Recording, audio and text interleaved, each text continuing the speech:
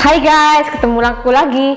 Oke, hari ini aku tetap nggak sendirian ya. Jadi kali ini aku akan kedatangan seorang klien yang memang pada saat bulan depan nih dia akan ngelahirin.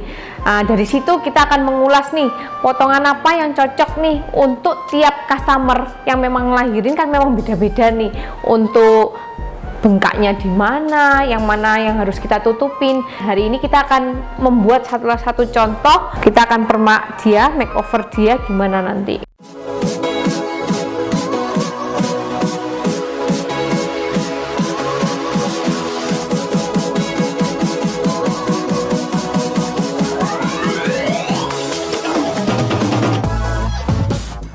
Banyak pertanyaan sih dari klien, waktu kapan yang potong itu yang tepat, pada waktu hamil atau pada waktu setelah lahiran? Kalau menurutku sih ada beberapa mitos nih, karena mereka tanya, oh kok katanya orang dulu tidak boleh, tapi menurutku sih itu hanya mitos. Tapi balik lagi ya ke kamu, namanya kalau soal kepercayaan ya kita nggak bisa ngapa-ngapain. Tapi kalau kamu tanya aku berdasarkan seorang hairdresser, pasti aku akan mengatur dan mensuggestkan bahwa kamu harus potongnya sebelum mendekati lahiran. Supaya kenapa? Karena aku percaya pada waktu setelah kamu melahirkan itu pasti kamu akan berfokus pada bagaimana kamu merawat bayi kamu. Jadi lebih baik nih kalau memang potongan itu kita cari yang fokusnya pendekin, nggak ribetin kayak gitu, terus tetap masih menutup bagian muka yang, karena kan pada waktu itu kita ngalami bengkak-bengkaknya, dan belum lagi pada waktu bulan keempat itu mulainya masa-masa rontok dan sampai peak seasonnya itu aku rasa bulan 7 sampai ke bulan 7 setelah ngelahirin. Jadi kalau aku saran biasanya aku akan memotong untuk potongan yang lebih pendek dan lebih isi maintenance-nya. Banyak customer itu sering tanya-tanya potongan apa ya kira-kira yang cocok untuk orang yang mau ngelahirin. Contohnya ini. Tapi kali ini kita bener-bener kamu lihat sendiri nanti fokusnya kita gimana. Jadi kita nggak membuat sesuatu yang basic, membosankan kan. Jadi kita lihat terus ya. Ini dia. Jadi customerku ini namanya si VV. Jadi tadi aku sudah, dia sih terserah aku ya, mau potong apa terserah VV ya. Ya pokoknya yang cocok. Iya cocok, entah pendek enggak masalah kan ya. Gak apa-apa. Ya oke. Jadi semua serahkan padaku dan tidak boleh marah. Oh tapi harus happy sih, kalau aku potong sih biasanya happy terus kayak gitu ya. Oke, jadi si VV ini kalau kamu lihat kan karena dia memang customer regulerku dari dahulu. Jadi aku bisa lihat pergerakannya dia itu pada saat hamil itu gendut ke arah mana aku tahu, karena dia memang regular customer. Jadi aku kali ini untuk kehamilannya dia yang kedua, aku bisa lihat yang akan aku fokus untuk cover adalah bagian pipi.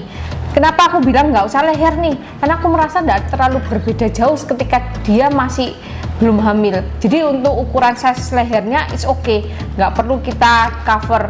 Justru malahan kenapa? Menurutku lehernya dia kan lumayan tinggi. Jadi kalau kamu potong nih, apalagi dengan kebetulan bajunya dia kan berkerah, otomatis membuat timbul lehernya itu akan semakin lebih tinggi ketika aku buka. Jadi yang membuat dia nanti kesannya efeknya lebih kurus. Oke. Jadi kali ini aku akan membuat potongan yang sangat-sangat pendek untuk si VV. Kenapa? Karena tugasku kali ini aku fokus untuk cover bagian pipi. Jadi menurutku sangat-sangat simple dan aku bebas berkreasi karena sedikit sekali yang aku harus tutupin kayak gitu. Untuk bagian samping aku rasa tidak masalah, cuma yang problemnya adalah VV ini mempunyai rambut yang very fine, sangat halus sekali. Kalau sangat halus sekali ini biasanya problemnya sebesar apa kita bisa menciptakan volume bagian belakang, itu kita harus berpikir seperti itu. Dan terlebih lagi untuk bagian nape areanya itu karena dia punya rambut fine, umumnya rambut fine ini akan jejak lurus ke bawah. Nah itu aku agak ragu, bisakah nanti jatuhnya itu natural atau bahkan ketika ndak sesuai keinginan yang aku di pikiranku adalah jatuhnya akan lurus. Ya itu sangat jelek sih. Jadi kemungkinan kalau memangnya jatuhnya lurus, aku harus cukur nih bagian belakangnya. Jadi nanti kita lihat pada waktu rambut dibahasan dan potong agak pendek, kita bisa lihat si arahnya rambut itu gimana. Oke, kita mulai ya.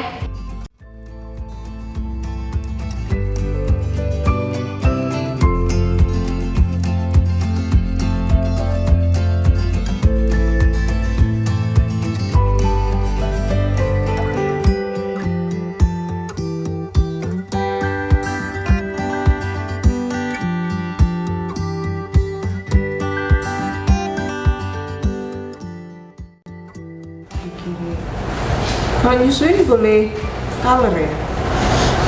Boleh. Kalau nyusuin memang diperbolehkan untuk color, tapi kalau kamu tanya mengenai apakah pada waktu hamil boleh color, aku saran sih enggak. Ya walaupun aku sudah tanya nih ke memang orang yang ahlinya, yang memang produk company yang supply kita, itu memang dikatakan boleh, tapi lebih baik sih kita saranin enggak sih kayak gitu.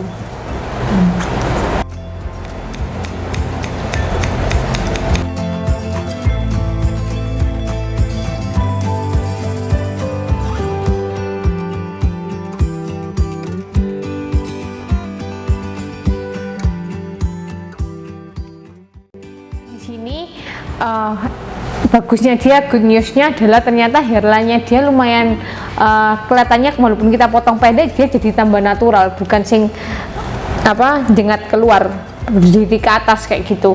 Ini nanti pasti bagus ini.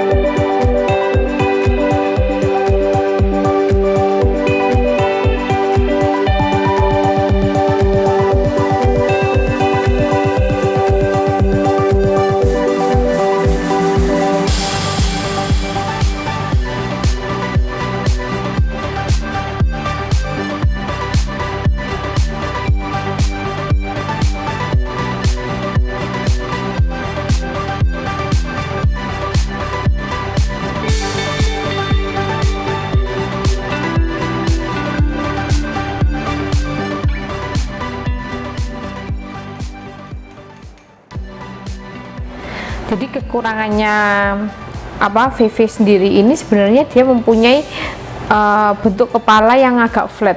Jadi tugas kita di sini adalah ingin membuat gimana caranya postur rambut itu nanti ketika kering dia harus mengembang kayak gitu.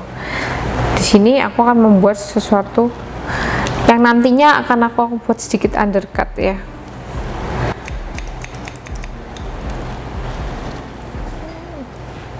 Kita selesaiin.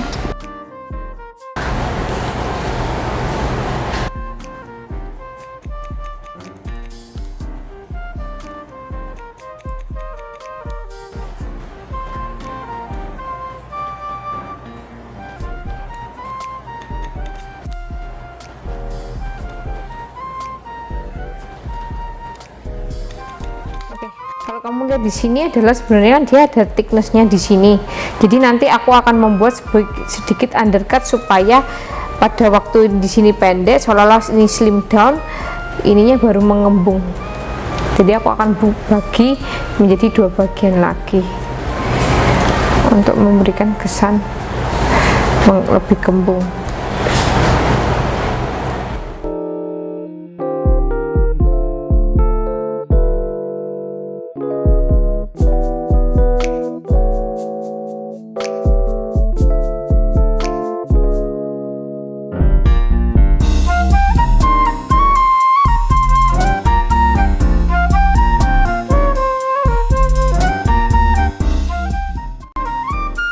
Dia menghancurkan density yang di bagian belakang bawah.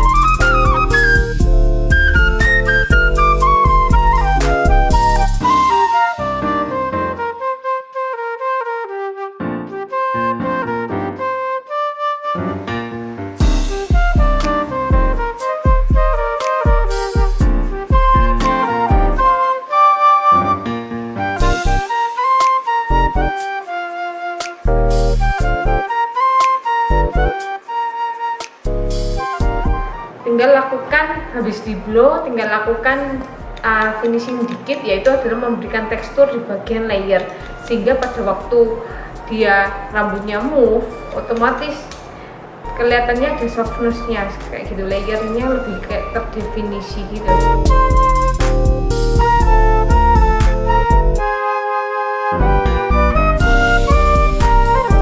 Di sini kita lakukan stylingnya.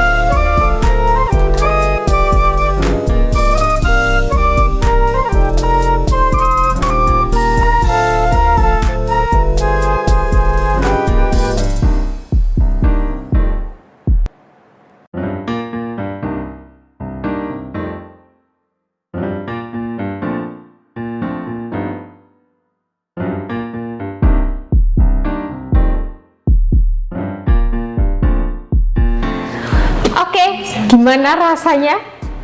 Enak nggak? Enak, maksudnya gimana? Enak nano-nano. Ya maksudnya kalau lebih kelihatan fresh, terus freshnya dapet kayak gitu kan. Jadi ini kira-kira hasilnya. Jadi dia baru pertama kali potong pendek ya. Dan aku bilang kalau kamu nggak ketemu aku, kamu nggak akan potong pendek. Jadi ini tampilan setelah kita potong, cocok nggak? Kasih komen ya. Jadi untuk ini adalah salah satu potongan ketika untuk orang yang mau ngelahirin, otomatis potongan yang seperti ini memang paling gampang maintenance-nya. Kamu keringin aja, balik-balik itu pun sudah jadinya sudah kembung kayak gitu. Terus ini jatuhnya otomatis karena ada tekstur rambutnya ini aku akan melakukan penipisannya, berarti dia akan mengebreak bentuk yang bulat sehingga kesannya jatuhnya, walaupun misalnya orang biasanya takut mukanya besar atau mana yang gendut, tapi aku yakin kok dengan kamu lebih bertekstur, lebih tahu mana posisi yang tepat, kamu nggak akan kelihatan gendut kayak gitu. Ini kamu bisa lihat hasilnya. Kita lihat ya hasil fotonya biar dia semakin pede. Oke.